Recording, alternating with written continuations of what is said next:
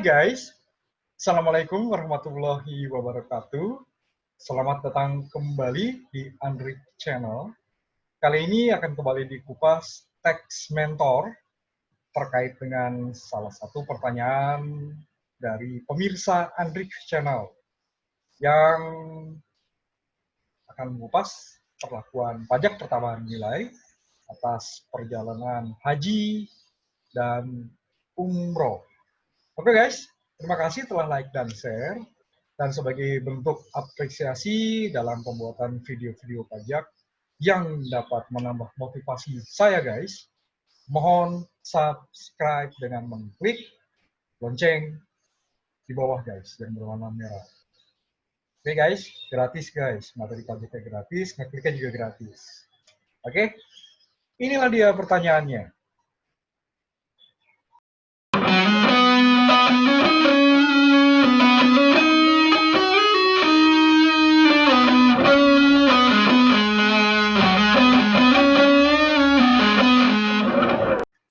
Oke, Bapak Ian Mulyawan di Andrik Channel bertanya guys, izin tanya Om, bagaimana dengan PPN sebelum ada PMK ini ya, supaya PMK 92, PMK 03 2020. Karena saya ada masalah di PPN sejak 2016, paket haji maupun umroh tidak dipungut PPN. Oke, jadi beliau itu sepertinya mungkin kalau ada sesuatu ya, saya juga nggak paham, tapi yang jelas ada masalah di PPN sejak 2016 karena tidak pernah dipungut PPN. Oke, sebelum kita lebih jauh guys, kita akan kupas dulu apa itu materi yang ada di Peraturan Menteri Keuangan nomor 92 PMK.03 tahun 2020. Nah, jadi guys, ini memang suatu peraturan yang beda ya dari peraturan-peraturan yang lain, khususnya terkait dengan jasa di bidang keagamaan.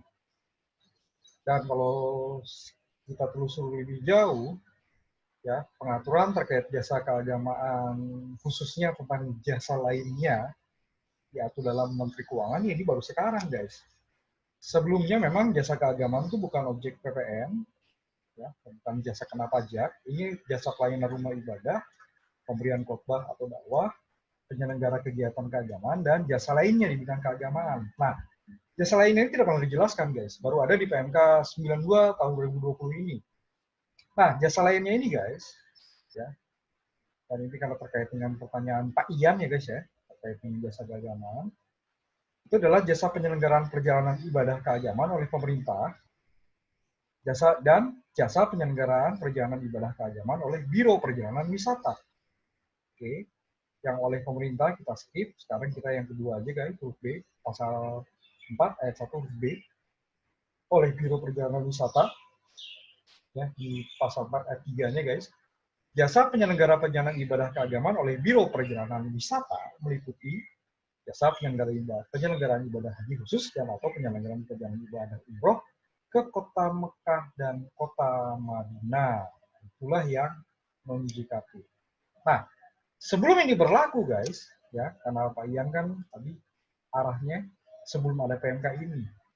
Sebelum ini berlaku guys, di peraturan-peraturan yang diatur lebih lanjut dalam peraturan pelaksanaan Undang-Undang Pajak Pertambahan Nilai ya guys, memang tidak, selain di undang-undang itu tidak ada lagi penjelasan sedetail di PMK 92 ini guys.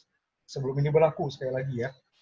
Nah, dulu guys, ya, sekali lagi ya, jasa keagamaan lainnya, jasa lainnya di bidang keagamaan guys yang ini ya, baru ada di PMK 92 tahun 2020 ini. Sebelumnya pernah ada beberapa pertanyaan, ya kalau dilihat dari sini, ini sepertinya pertanyaan dari asosiasi guys, ya, yang terkait dengan penyelenggaraan ibadah haji khusus dan juga umroh. Nah, di sini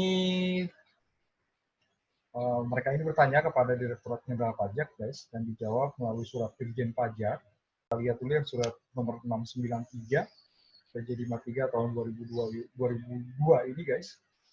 Ya, jadi bahwa anggota asosiasi ABC didatangi petugas KPP mengenakan yang bermaksud mengenakan pakaian setiap jemaah haji yang lalu yang telah berangkat. Nah, kemudian ini surat Dirjen Pajak ini juga mengupas keputusan Dirjen Direktorat Jenderal Bimbingan Masyarakat Islam dan urusan haji saat itu, guys. Kemudian di sini nomor D296 tahun 1999 ya, tentang petunjuk pelaksanaan penyelenggaraan ibadah haji. Di sini memang bilangnya penyelenggara ibadah haji khusus adalah penyelenggara perjalanan ibadah umroh yang ditetapkan oleh Direktur Jenderal, di sini masih Direktur Jenderal Bimbingan Masyarakat Islam dan Urusan Haji, guys, untuk menyelenggarakan ibadah haji khusus. Kemudian di pasal 1 angka 15 itu terkait penjelasan seperti ini, guys, yang menyatakan bahwa penyelenggara ibadah umroh yang sebelumnya disebut penyelenggara adalah Biro Perjalanan Wisata atau organisasi lembaga sosial keagamaan Islam yang ditetapkan sebagai penyelenggara oleh Direktur Jenderal. Kita lihat dulu di sini yang butir keempatnya, guys, butir keempatnya. Penyerahan jasa penyelenggaraan perjalanan ibadah haji yang dilakukan oleh penyelenggara ibadah haji khusus, termasuk dilakukan oleh asosiasi ABC, ya, kepada para jamaah haji merupakan penyerahan jasa yang dilakukan oleh Biro Perjalanan Wisata yang dikenakan PPN dengan dasar pengenaan pajak 10% dari jumlah tagihan atau jumlah seharusnya ditagih, sehingga dalam hal ini PPN yang berutang adalah sebesar 1% dari jumlah tagihan atau jumlah seharusnya ditagih oleh penyelenggara ibadah haji khusus. Ya, nah kemudian di jawaban yang sama, guys, melalui surat juga, tahunnya sama ya, beda bulan aja, cuman di sini tadi 693, yang ini 1131. Di sini juga sama bilangnya, ya. Jadi di sini dibilang ini adalah termasuk penyerahan perjalanan wisata, guys. Oke, perjalanan wisata. Ya, di sini dibilang bahwa penegasan dalam surat kami terdahulu, maksudnya 693 ya, guys. Ya, sedang dengan perusahaan Direktur Jenderal Bimbingan Masyarakat Islam dan Urusan Haji, bahwa penyelenggara ibadah haji itu adalah Biro Perjalanan Wisata. Nah, ini dia, guys. Ya, jadi disebutnya Biro Perjalanan Wisata. Karena keputusan Direktur Jenderal Bimbingan Masyarakat Islam dan Urusan Haji dimaksud telah menyatakan demikian, maka perlakuan PPN mengacu pada peraturan perundangan perjalanan yang mengatur tentang Biro Perjalanan Wisata. Oke, ini sudah dicabut ya, guys. Sisanya kita nggak akan bahas dulu. Jadi intinya di sini pengklasifikasian sebelum PMK 92 itu adalah Biro Perjalanan Wisata. Oke, dan itu pun mereverse kepada keputusan Direktur Jenderal Bimbingan Masyarakat Islam dan Urusan Haji, guys. Oke, nah sekarang kita cek, guys, ya, Biro Perjalanan Wisata, oke, jadi diklasifikasikan sebagai Biro Perjalanan Wisata. Nah, yang tadi sudah dicabut ya, guys, yang ini aturan ini ya, keputusan Menteri Keuangan nomor 567 tahun 2000 sudah dicabut. Kita akan cek yang terbarunya, guys, yang terakhir ya. Peraturan Menteri Keuangan nomor 75 ya, dan tertitik 03 2010 tentang nilai lain sebagai dasar pengenaan pajak. Nah, karena tadi disebutnya Biro Perjalanan Wisata, guys, maka kita melihat kepada ketentuan tentang pengenaan pajak pertambahan nilai dengan DPP nilai lain. Oke, dengan DPP nilai lain. Dan di sini disebut di pasal 2, guys, PMK 75, PMK 03 2020, dan perubahannya ya sudah berkali-kali diubah, 3 kali kalau nggak salah. Terakhir di PMK 121 ya, guys. Nilai lain untuk perjalanan wisata. Oke, untuk perjalanan wisata. Ya, di pasal 2 huruf K kalau nggak salah.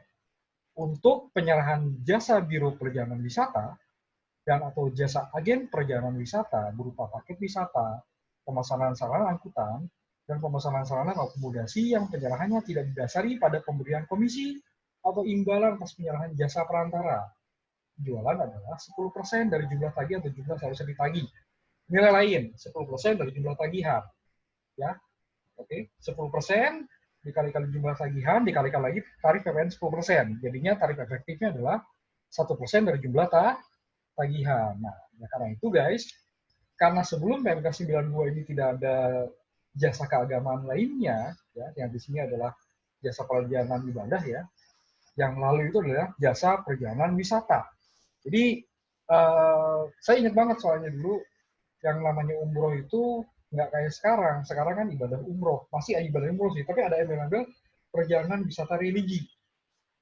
Nah, nah itu sudah lama ya, sebelum ada 92 saya ingat banget soalnya dulu ada penegasan dari Kerajaan Arab Saudi bahwa umroh ke Hijaz, Mekah dan Madinah itu adalah bukan wisata religi, tapi ibadah. Nah, saya ingat banget ya nggak lama kemudian terbitlah PMK 92. Jadi kalau kita kembali lagi ke kenapa 92 diatur. Karena pada dasarnya itu bukan, dan juga agama lainnya ya, selain bukan agama Islam gitu kan.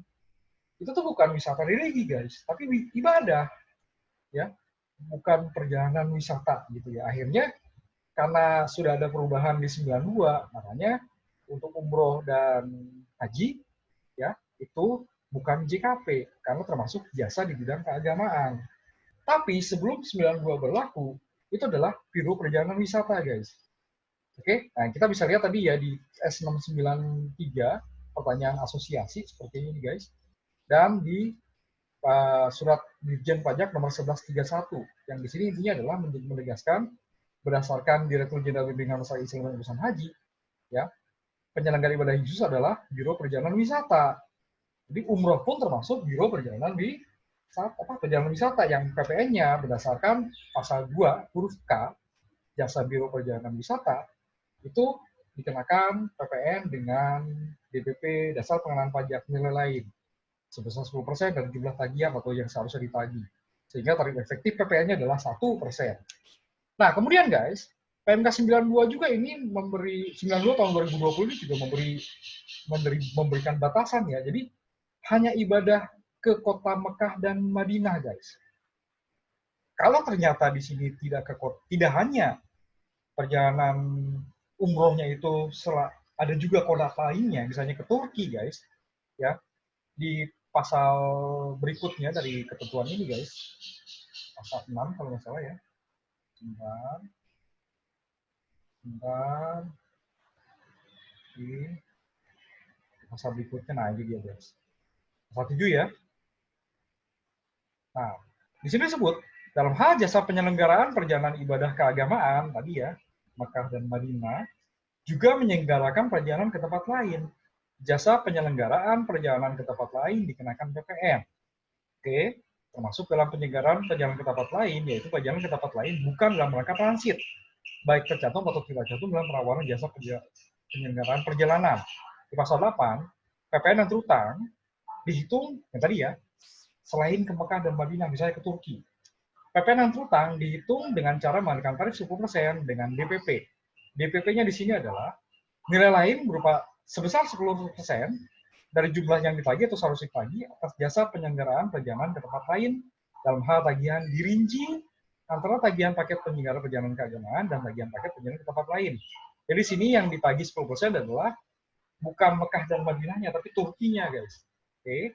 Nah, bila ternyata tidak dirinci, maka DPP nilai lainnya adalah 5% dari seluruh jumlah tagihan. Berarti kalau yang di atas ini cuma ke tempat lainnya aja, ya. Oke. Kalau yang bawah nih, di ayat 3-nya keseluruhan tagihan. Nah, jadi gitu guys. Ya. Jadi kalau kita simpulkan dari pertanyaan Pak Ian yang ini guys ya. Sebelum berlakunya PMK 92, ya dikenakan PPN sebagai jasa perjalanan wisata guys. Ya, berdasarkan Peraturan Menteri Keuangan Nomor 75 PMK 03 tahun 2010 dan perubahannya. Dikenakan PPN sebesar 1% dari jumlah tagihan. Jadi kalau ternyata dari tahun-tahun sebelumnya itu belum pernah ditagih guys, ya tidak memungut PPN, maka Direktorat Jenderal bila mengetahui hal ini, mestinya mereka akan menguji kepatuhan dari wajib pajak yang bersangkutan melalui tindak pemeriksaan pajak, guys. Akan dilihat berapa omset ya penerimaan bruto dari perjalanan wisata ini. Sekali lagi, ini kita bicara sebelum berlakunya PMK 92. Ya, dari tahun 2016 berarti ya kalau kasus Pak Ian, sampai dengan perjalanan wisata yang di sini diundangkannya adalah di PMK 92 ya, sampai dengan bulan Agustus kalau nggak salah, 2020. Tapi sebelum Agustus, ya, sebelum Agustus 2020 ke belakang, ya, berarti Juli ke belakang guys, pokoknya sebelum 23 Agustus 2020, kan PMK 92 2020 kan berlaku 30 hari sejak diundangkan. Diundangkannya itu adalah tanggal 23 Juli 2020, berarti hitunglah kita anggap 23 Agustus 2020 ya. Nah, sebelum 23 Agustus ke belakang, berarti guys, ke tahun-tahun sebelumnya atau bulan-bulan sebelumnya, itu masih tunduk pada ketentuan peraturan Menteri Keuangan nomor 75 PMK.03 tahun 2010. Dikenakan PPN dengan DPP nilai lain 10% dari jumlah keseluruhan tagihan. Oke guys, ya. Jadi kalau Dirjen Pajak mengetahui hal ini, maka mereka akan menguji kepatuhan pemenuhan kewajiban perpajakan dari seluruh wajib pajak ya, termasuk perusahaan biro perjalanan wisata ini guys, melalui tindak pemeriksaan pajak. Itu yang pertama.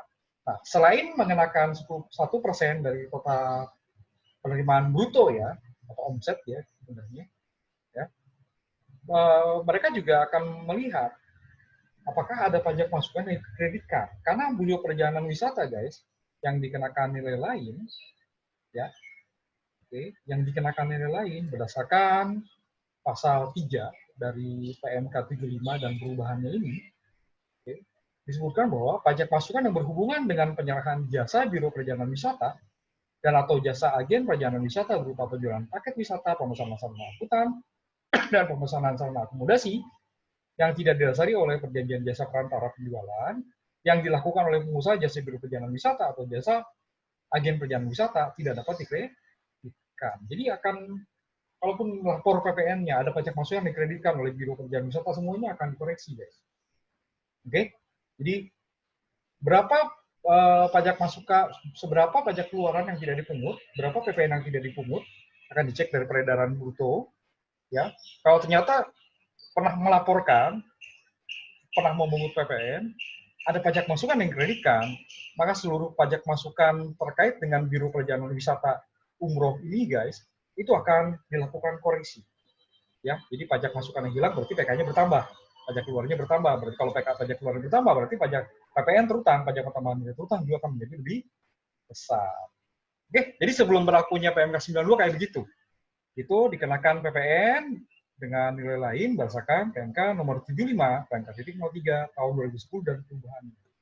Oke, mungkin begitu saja guys terkait dengan perlakuan pajak pertambahan nilai atas perjalanan haji dan umroh yang dilakukan oleh Biro Perjalanan Wisata. Saksikan video-video Andrik channel berikutnya guys. Ya, terima kasih sudah like dan share. Sekali lagi, sebagai bentuk apresiasi pembuatan video pajak ini guys, mohon klik lonceng merah subscribe. Oke guys, terima kasih telah menyaksikan. Assalamualaikum warahmatullahi wabarakatuh.